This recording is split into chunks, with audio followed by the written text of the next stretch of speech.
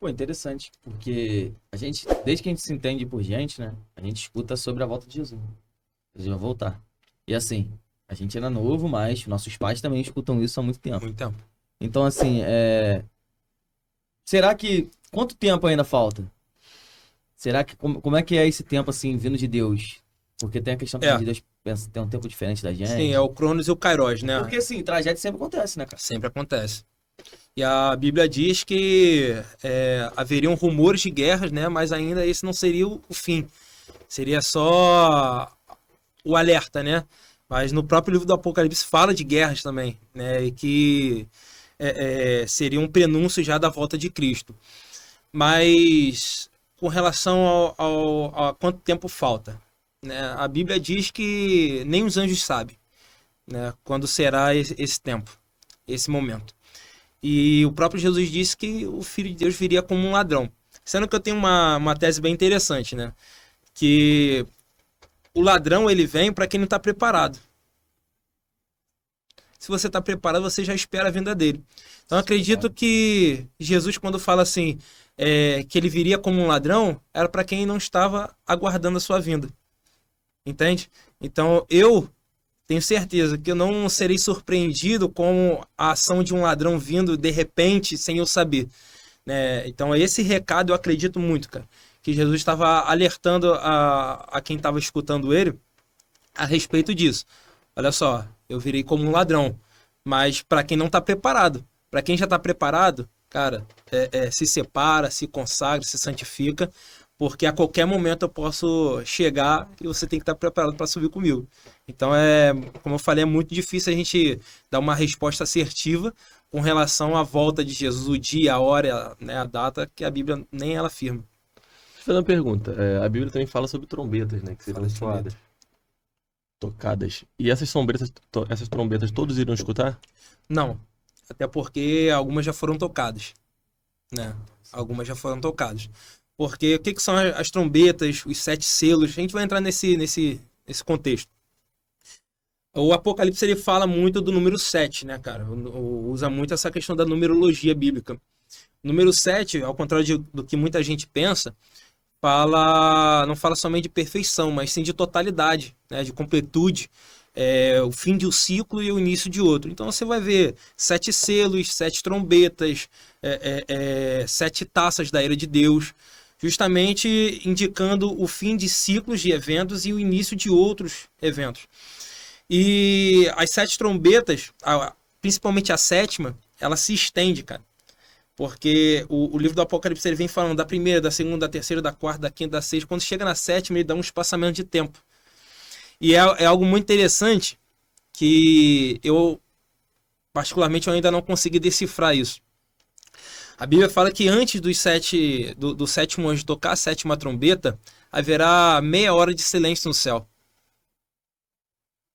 Que será o último julgamento, né?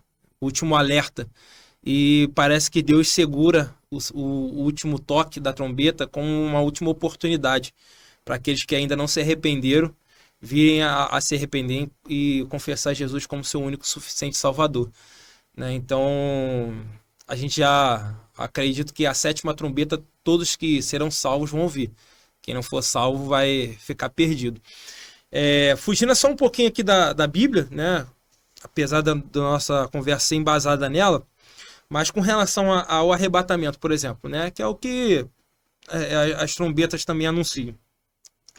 Hoje já existe um projeto chamado Blue Beam, né? Que são projeções no céu que configuram, né? Hologramas, né? E a gente que lê as Sagradas Escrituras, parece que tudo se encaixa, né, cara? Porque você imagina o cenário. Várias pessoas, milhares de pessoas somem, cara. Qual seria a explicação mais plausível para um evento desses? Talvez uma abdução alienígena. Hoje, assim, eu não acredito, mas a mídia hoje tem uma forçação de barra para tu acreditar que existem vida em outros planetas. Né? Então, talvez essa seja uma teoria minha, particular. Né? Essa visão não representa a maioria dos teólogos, não representa a comunidade de teologia, mas é uma visão particular minha, que pode ser uma estratégia aí já do governo do anticristo, tá? Para dar uma solução para esses desaparecimentos. Você acha que pode ser tipo uma conspiração? Assim, em torno também do cinema, Hollywood, porque igual tem algumas séries que as pessoas somem, depois elas retornam. Tem até aquela série conhecida, Manifest, né? Do avião, que a pessoa some e tal, e volta depois de vários anos. Então você acha que também tem uma conspiração assim por trás de um cinema e tal, tudo isso? Então, a empresa hollywoodiana, ela anuncia bastante nessas questões. Eu tinha até conversado com a minha esposa, que eu falei assim, cara, se a gente for olhar, por exemplo, o filme dos Vingadores, cara, se a gente for olhar o Thanos, cara, qual era o projeto do Thanos? Ele, se for olhar, ele não é tão mal assim. A intenção dele é boa, cara. Ele vê que a população mundial já tá ao extremo e isso está causando miséria, fome. Então, o que ele faz? Ele quer dizimar metade da população, né? Então, eu vejo que todos esses filmes têm um embasamento no Apocalipse. Então, ele fala, cara, vou... E uma das sentenças do Apocalipse é justamente dizimar metade da população. Se você for ver também, aí eu vou entrar já num assunto polêmico, nessa agenda de 2030 da ONU, que é da nova ordem mundial, você vai ver que é a dizimação da metade da população. Aí a gente entra, né, a questão do Covid, né, eu tenho um pouco de atenção ao citar essas coisas, porque soa como conspiração, né, cara? Mas, na verdade, tudo bate. Tudo bate. Como essa questão da dizimação da população mundial, entendeu? Então, acredito que a empresa hollywoodiana solta alguns gatilhos com relação ao final dos tempos, sim. Deixa eu falar, sobre a trombeta que você estava explicando, você disse que algumas já foram tocadas. Sim. Então, você acredita que quem foi salvo, ou quem, no caso, seria salvo, escutou isso daí? Então, a Bíblia diz que ninguém foi julgado ainda. Nem para o inferno, nem para o céu. Tá? Isso ainda não aconteceu. E o grande julgamento, né, que todo mundo fala muito, ele só vai acontecer em Apocalipse 20, cara. Né, lá no milênio. Porque como é que é separado o Apocalipse? Tem o arrebatamento da igreja, tem a segunda vinda de Cristo e tem o período milenar. Tá? O período milenar é onde as pessoas já foram julgadas, céu e inferno, tá? E agora elas vão reinar com Cristo ou ficar condenadas no inferno. Essas pessoas que já foram mortas, elas serão representadas, né, pelos 144 mil, né? Que representam toda a igreja, né? Então você vai ver que, só esqueci o capítulo aqui, mas vai dizer dos 144 mil e o Cordeiro, né, onde essas 144 mil pessoas já estão com o Cordeiro, com Cristo. Porque o que eu acredito, cara? Qual é a minha vertente teológica, escatológica? É pré-tribulacionista. Eu acredito que a igreja não vai passar pela grande tribulação. Não acredito, nem um pouco. Então, a partir depois do capítulo 4, você não vai ver mais a igreja na terra. A igreja você não vê mais na terra. Depois do capítulo 4, a igreja já está com o Senhor.